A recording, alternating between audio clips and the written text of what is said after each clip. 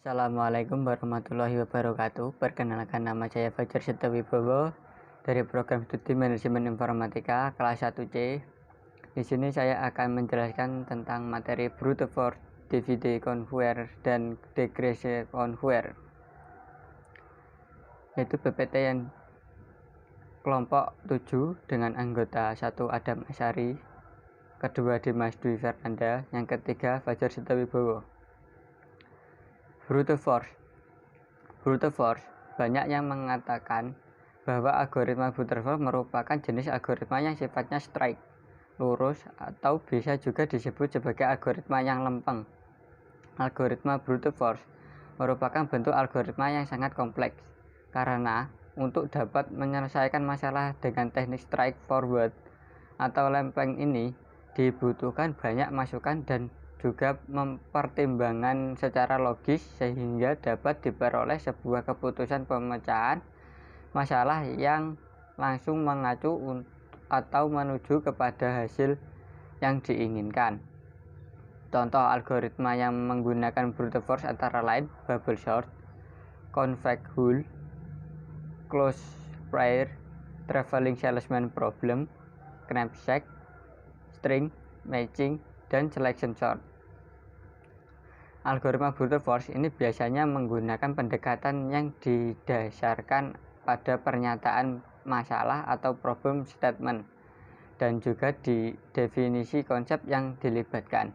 Dalam implementasinya, algoritma brute force ini membutuhkan sebuah cara yang jelas namun sederhana. Untuk karakteristiknya sendiri ialah yang pertama, umumnya tidak cerdas dan tidak mampus, terkadang disebut sebagai naive algoritma. Yang kedua, seringkali dijadikan landasan untuk mencari strategi lain yang lebih efisien dan optimal. Yang ketiga, mudah untuk diimplementasikan karena kesederhanaannya. Cara kerja brute force sendiri, secara konseptual brute force bekerja sebagai berikut. Yang pertama, mula-mula pattern dicocokkan pada awal teks.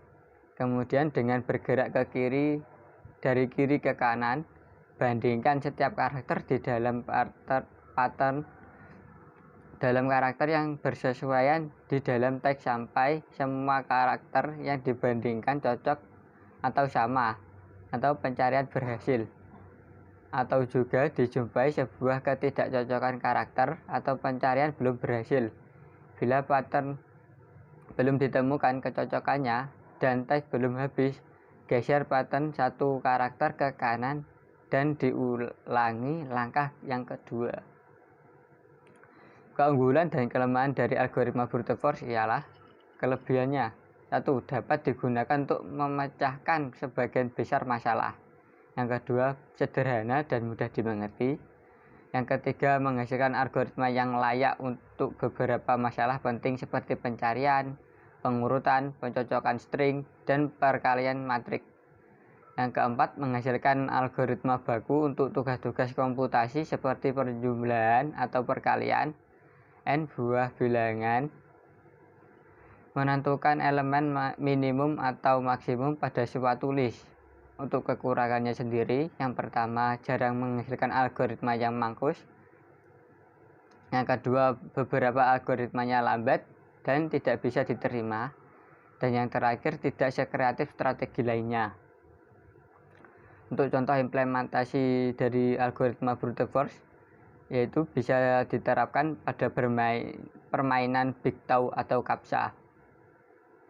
Big Tau atau Captcha dimainkan menggunakan kartu remi.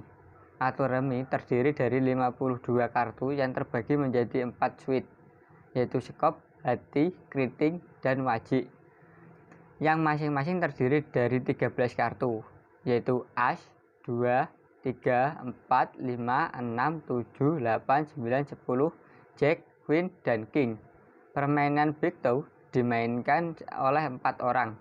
Pada awal permainan, setiap orang dibagikan 13 kartu secara acak atau random. Permainan berakhir ketika salah satu pemain berhasil mengeluarkan seluruh kartunya. Permainan yang paling cepat habis kartunya dinyatakan sebagai pemenang. Pemanfaatan brute force-nya yaitu dengan mengeluarkan kartu yang memungkinkan dimulai dari kartu paling kiri hingga paling kanan. Kemudian divide conquer. Algoritma divide dan conquer merupakan algoritma yang sangat populer di dunia ilmu komputer. Divide and conquer merupakan algoritma yang berprinsip memecah-mecah permasalahan yang terlalu besar menjadi beberapa bagian kecil sehingga lebih mudah untuk diselesaikan. Algoritma divide and conquer adalah strategi pemecahan masalah yang besar dengan cara melakukan pembagian masalah yang besar tersebut menjadi beberapa bagian yang lebih kecil secara rekursif hingga masalah tersebut dapat dipecahkan secara langsung. Solusi yang didapat dari setiap bagian kemudian digabungkan untuk membuat sebuah solusi yang utuh. Contoh algoritmanya yang menggunakan divide and conquer antara lain merge sort, quicksort, binary tree transversal, multiplication of larger integer, dan matrix multiplication assessment algorithm. Cara kerjanya sendiri ialah yang pertama, small adalah fungsi yang mengirim boolean, menentukan apakah ukuran telah cukup kecil sehingga solusi dapat diperoleh. Ukuran dinyatakan sebagai telah berukuran kecil bergantung masalah. Divide adalah fungsi membagi menjadi dua bagian pada posisi K. Biasanya bagian berukuran sama. Kemudian combine adalah fungsi menggabungkan solusi X dan Y sub masalah. Solusi diperoleh dengan memanggil prosedur rekursif DNC. Keuntungan dari algoritma ini adalah pertama, dapat memecahkan masalah yang sulit, memiliki efisiensi algoritma yang tinggi, dapat bekerja secara paralel, dan akses memori yang cukup kecil. Untuk kekurangannya sendiri, lambatnya proses perulangan dan lebih rumit untuk masalah yang sederhana. Contoh algoritmanya persoalan minimum dan maksimum. Persoalannya, misalnya diketahui tabel A yang berukuran n elemen sudah berisi nilai integer. Kita ingin menentukan nilai minimum dan nilai maksimum sekaligus di dalam tabel tersebut. Misalkan tabel A berisi elemen-elemen sebagai berikut, yaitu 1, 3, 10, 9, 11, 5, 17, 1, 31, 2, dan 20. Lalu cara kerjanya divide, bagi dua tabel A secara rekursif menjadi dua bagian yang berukuran sama, yaitu bagian kiri dan bagian kanan. Jadi pada bagian kiri bernilai datanya 3, 10, 19, dan 5, dan data kanannya bernilai 17, 1, 31, 2, dan 20. Conquerornya, terapkan algoritma divide and conquer untuk masing-masing bagian. Dalam hal ini, min dan max dari tabel bagian kiri dinyatakan dalam pengubah min 1 dan max 1. Dan min dan max dari tabel bagian kanan dinyatakan dalam pengubah min 2 dan max 2. Lalu solvenya, dari min dari data kiri, min 1-nya bernilai 3 dan max 1-nya bernilai 19. Kemudian dari data kanan, min 2-nya bernilai 1 dan maksimal 2-nya bernilai 20.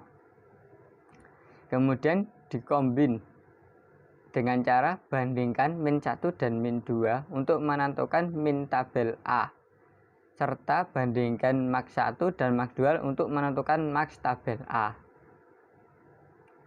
Jadi hasilnya min dari kombinasinya ialah perbandingan 3 min 1 yaitu 3 dan min 2 yaitu 1, yaitu yang terkecil adalah min 1.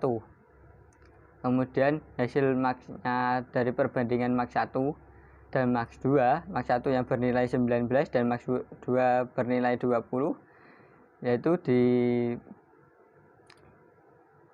dipakai nilai terbesarnya yaitu max 20. Kemudian decrease conquer. Decrease and conquer, metode desain algoritma dengan mereduksi persoalan menjadi beberapa sub persoalan yang lebih kecil, tetapi selanjutnya hanya memproses satu sub persoalan saja. Berbeda dengan divide and conquer yang memproses semua sub persoalan dan menggabung semua solusi setiap sub persoalan. Jenis-jenis dari decrease and conquer yaitu yang pertama decrease by konstan, ukuran dari sebuah instansi dikurangi oleh ketetapan yang sama atau biasanya 1 pada masing-masing algoritma. Yang kedua decrease by konstan faktor, ukuran dari sebuah masalah instansi dikurangi oleh faktor ketetapan yang sama, biasanya dibagi 2 pada masing-masing iterasi dari algoritma. Yang ketiga variable size decrease, yaitu sebuah ukuran pola pengurangan yang berbeda dari satu iterasi ke iterasi lainnya. Cara kerja decrease dan conquer yaitu decrease mereduksi persoalan menjadi beberapa persoalan yang lebih kecil, biasanya 2 sub persoalan. Sedangkan conquerornya memproses satu sub persoalan secara rekursif. Tidak ada tahap kombin dalam decrease and conquer.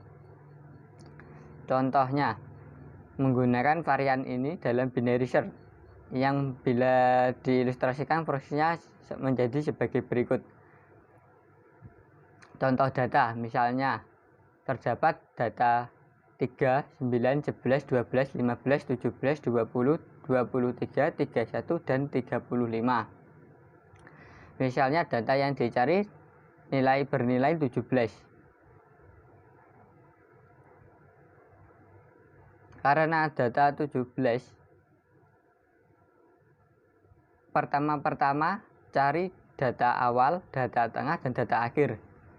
Data awalnya 3, data tengahnya 15, dan data akhirnya 35. Lalu bandingkan data yang dicari dengan data tengah, yaitu karena 17, data yang dicari 17 lebih besar daripada 15 data tengahnya, maka awal sama dengan tengah plus 1, sehingga menjadi awal bernilai 17, tengahnya bernilai 23, dan akhirnya bernilai 35.